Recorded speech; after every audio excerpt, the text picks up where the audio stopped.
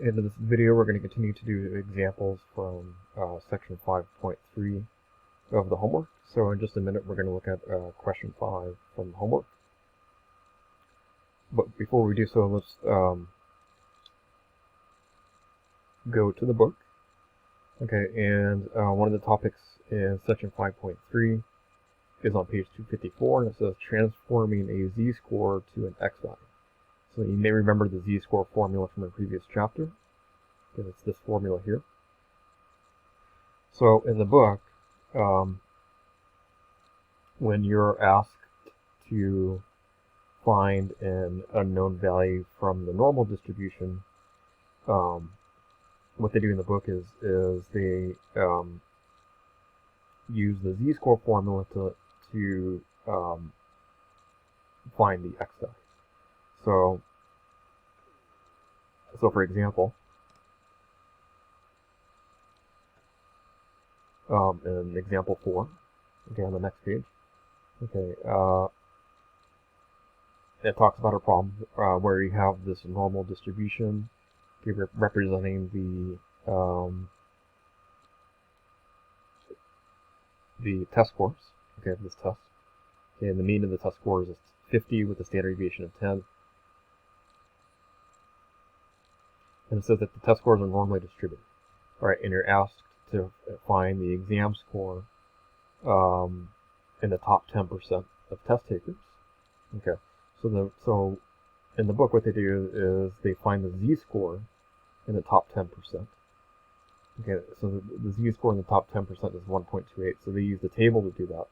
Okay, and once you know the z-score and you have the mean and standard deviation, you can solve for the resulting x value. So that's why in the book, right, they take the z-score formula and solve it for the variable x to get another formula like this.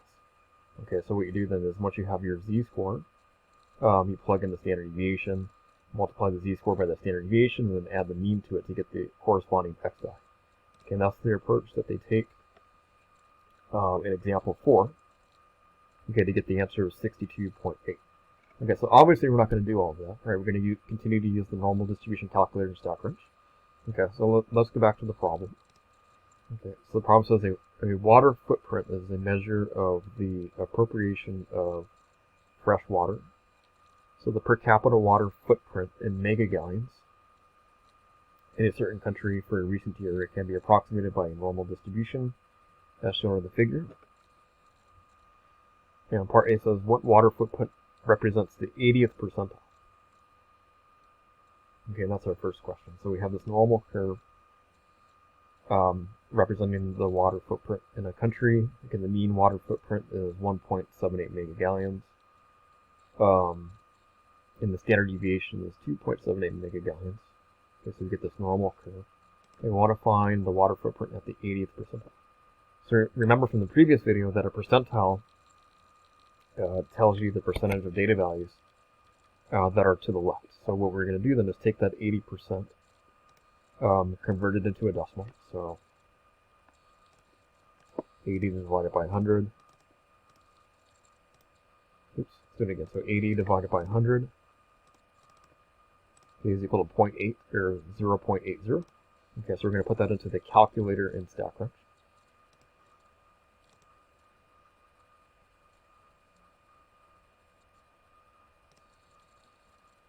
Okay, so remember, percentile, 80th percentile means that the area to the left of that value is 80%, or 0.80. So we're going to input the mean and standard deviation. So the mean was 1.78, standard deviation was 2.78.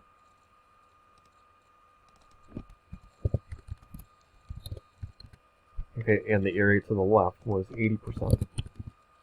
Okay, so I'll make sure the less than or equal to symbol is selected. So we want the value that represents the 80th percentile for the water footprint in the country. Okay, and we're going to round our answer appropriately. So we're going to round that to 2 decimal places. Okay, so the 2 decimal places is 4.12. So 4.12 megagallons. Okay, so this is the water footprint at the 80th percentile, 4.12.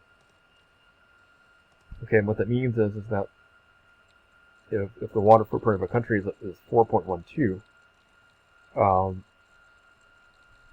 then 80% of the water values will be below that number. Okay, so anything below 4.12, right, 80% of the water footprints are below that value. Okay, so part B says, what water footprint represents the 29th percentile? Okay, so we take 29% converted into a decimal. Because it says percentile, okay, it's understood that that's the amount of area to the left. Okay, so we're going to change the area from 0.80 to 0.29 to get the new value. Okay, and we're going to round that accordingly. So at the 29th percentile, right, we have 0.24 megagallons, meaning that 29% of the water footprints are less than or equal to 0.24 megagallons. Okay, so for part B, we're going to type in 0.24. Alright, then in part C, it says, what water footprint represents the third quartile? So for this last part of the question, you have to be careful how you read that.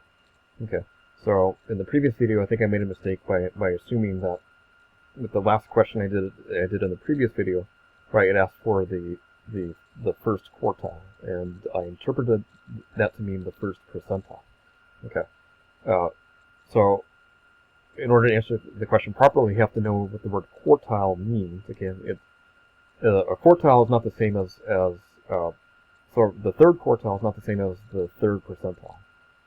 Okay, so you may remember that there are 4 quartiles. Okay, Q1. I'm sorry, not 4, but there are 3 quartiles. There are 3 quartiles. Q1, the median, and Q3. Okay, so those are the 3 quartiles. Okay, the 3 quartiles divide a data set into 4 equal parts, and that's why they're called quartiles. So just like 4 quarters make a dollar. Okay, so the first quartile, Q1, represents the 25th percentile. Okay, so 25% of the data values are going to be less than or equal to the first quartile. The second quartile, Q2, is also known as the median. Okay, and the median, or the second quartile, is at the 50th percentile. So it divides the data set into 2 equal parts. Okay, and then lastly, the third quartile represents the 75th percentile. That's because 75% of the data values are going to be less than or equal to the third quartile, and that's what we're being asked to find in part C. So Q3 is the 75th percentile. Okay, so you're going to take 75% and convert it into a decimal. Okay, so it's 0.75. Alright, so the area to the left of the unknown value in this normal curve is 75%. So the question is, what is that unknown value, right, which is going to be the third quartile. Okay, so the data value at the 75th percentile is the third quartile. So going back to our calculator, we're going to replace the area of 0.29 with 0.75. Click compute. Okay, so we get that value at the third quartile, or the 75th percentile. Those are the same thing. So round it to 2 decimal places, it's 3.66. Okay, so the answer to part C is 3.66 megagallons.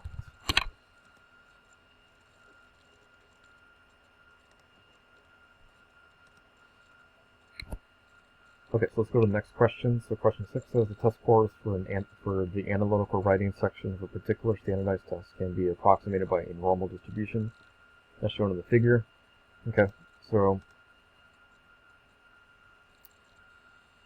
for questions like this, right, whenever it says that something is approximated by the normal distribution or is normally distributed, okay, what you need to know is the mean and standard deviation. So according to the graph here, the mean here is 3.2, and the standard deviation is 0.82.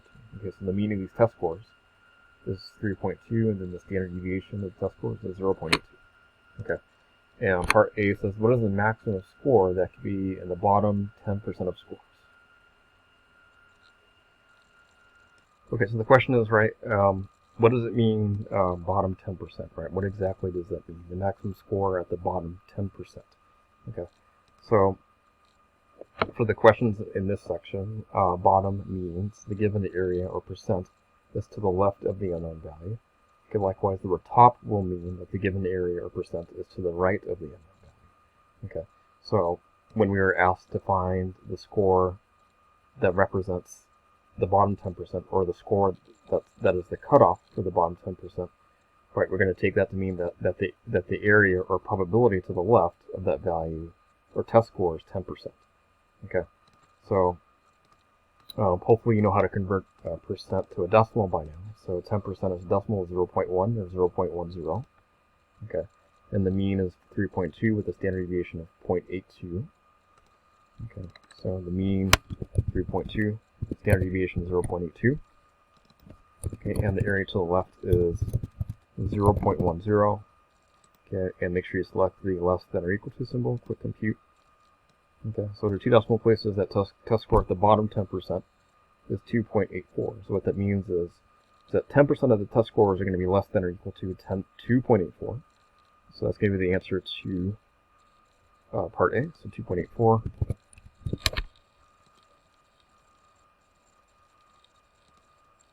Okay, so we may need to go back and double check that. So, okay, so I input the standard deviation incorrectly, so unfortunately I got to redo that. Redo the question. Okay, but the area to the left is still the same. Okay, so rounded to two decimal places, that test score is 2.15. So 2.15 is the answer. And not 2.84, so 2.15.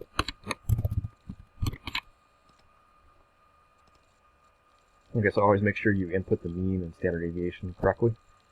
Alright, and the part B says the middle 80% of the scores lie between blank on the low end and blank on the high end.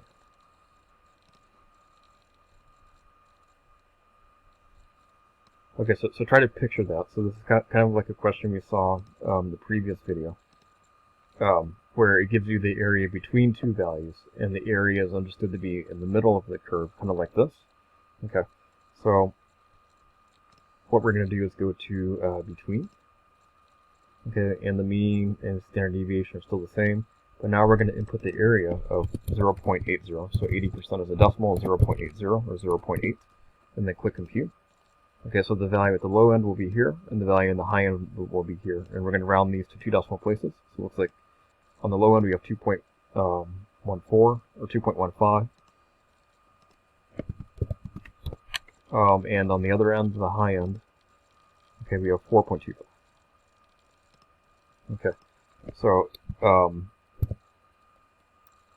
80% of the test scores will be between those two values.